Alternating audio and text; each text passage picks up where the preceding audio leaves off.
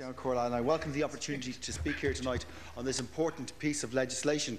I want to take the opportunity to speak about the recent work done by both the European Affairs Committee and the recently set up Referendum Committee, both of which I chair.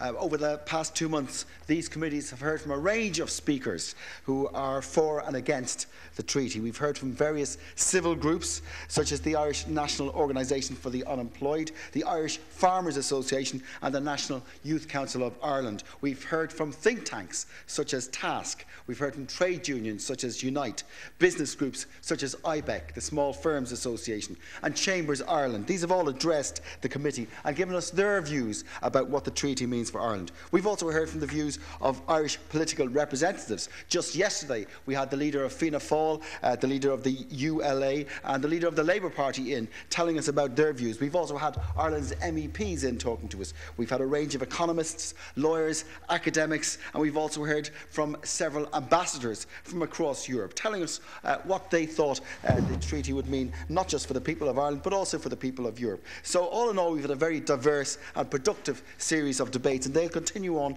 until the end of next week, when we believe the Taoiseach will be addressing the committee. And my committee will publish a report on our proceedings by mid-July, and the aim is that it will provide a summary of the various arguments and positions that we've heard over the weeks. And the intention of this report is that it will not be to influence people into voting yes or no. We won't be making a recommendation, but we'll be providing an unbiased, informative, easy-to-read summary of what has been presented to the committees and what the main arguments are.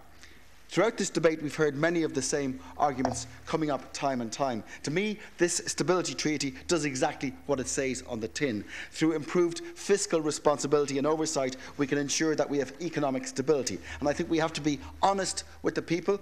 This treaty doesn't really bring in any new conditions. The treaty will ensure that the previously agreed six-pack is actually put into place.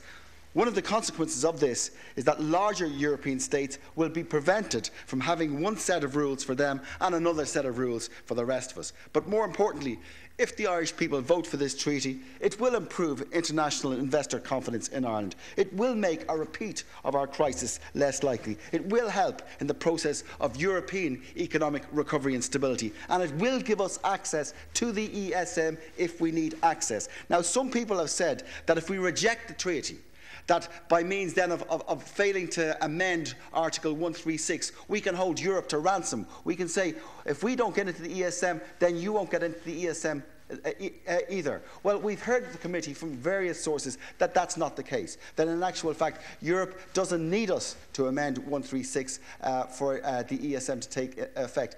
So going down the route of telling people that there's no potential disbenefit of voting against the treaty is wrong, and it's very, very dangerous. We don't want to be in a position where we can't access the ESM if we need to. This is not there is not a no loss here if we reject this treaty. There are definite dangers of rejecting the treaty.